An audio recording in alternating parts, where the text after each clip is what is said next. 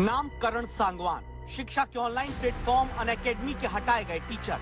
इस नाम को देश में पहले कुछ ही लोग जानते थे, लेकिन अब इस नाम की बहुत चर्चा है क्योंकि एक वीडियो वायरल हुआ जिसमें दावा है कि एडटेक यानी एजुकेशन टेक्नोलॉजी के ऑनलाइन प्लेटफॉर्म अनअकैडमी में सीआरपीसी और आईपीसी में हुए बदलावों को पढ़ाते हुए अंत में जो बात शिक्षक करण सांगवान ने कही वो विवाद की वजह बनी।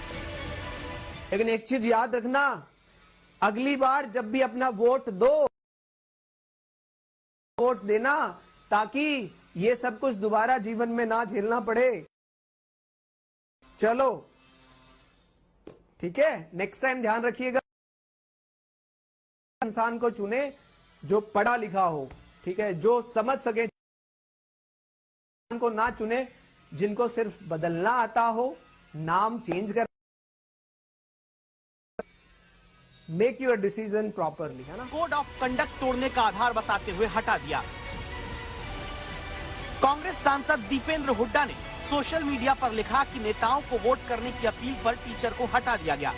दिल्ली के मुख्यमंत्री अरविंद केजरीवाल ने भी सोशल मीडिया पर लिखा, क्या पढ़े लिखे लोगों को वोट देने की अपील करना अपराध है?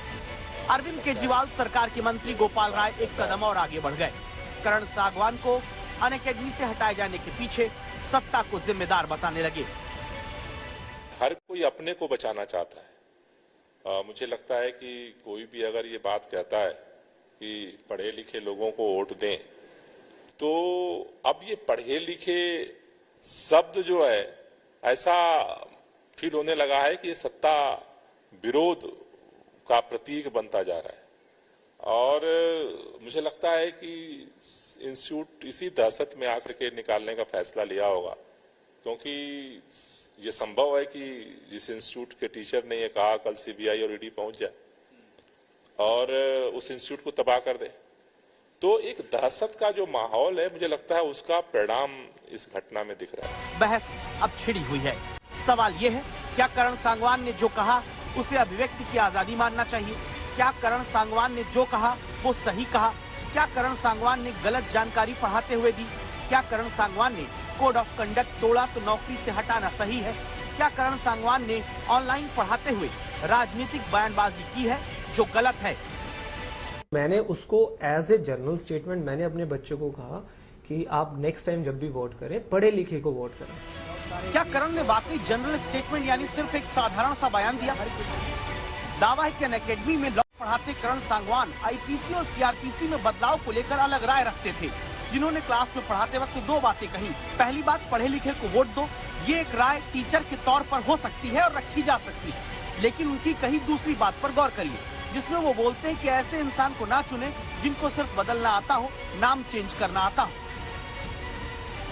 क्या करण सांगवान की दूसरी बात पर गौर करने के बाद ये नहीं लगता कि वो सिर्फ जनरल स्टेटमेंट नहीं दे रहे थे, बल्कि अपना राजनीतिक नजरिया अपने ही स्टूडेंट्स के दिमाग में डाल रहे थे?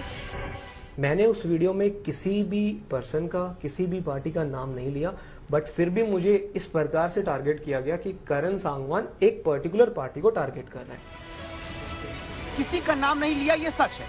सच ये भी है कि जो तय कोड ऑफ कंडक्ट पहले से एक कंपनी के रहे वो तोड़े गए। कोड ऑफ कंडक्ट के रिगार्डिंग उन्होंने एग्रीमेंट में जो मेंशन किया हुआ है, एग्रीमेंट में मेंशन किया हुआ है कि आप कोई भी पॉलिटिकल नेचर की स्टेटमेंट नहीं देंगे, लेकिन वो पॉलिटिकल नेचर की स्टेटमेंट क्या होती है उसकी कोई डेफिनेशन कहीं पे भी नहीं है।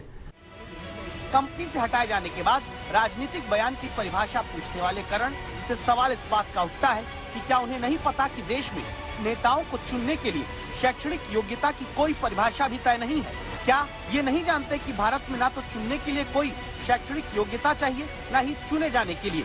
इस बात की गारंटी कैसे हो सकती है कि जो पढ़ा लिखा है वही सिर्फ जनप्रतिनिधि बनने की योग्यता रखता है? इस बात की गारंटी कैसे हो सकती है कि जो ज्यादा पढ़ा लिखा है वो सत्ता में आके भ्रष्टाचारी नहीं होगा? एक शिक्षक का छात्रों से वोट सही उम्मीदवार को देने के लिए दिशा दिखाना गलत नहीं हो सकता, लेकिन साथ में अपना राजनीतिक नजरिया रखना सही कैसे? करण सांगवान अपनी बात आगे शनिवार को अपने YouTube चैनल पर रखने वाले हैं।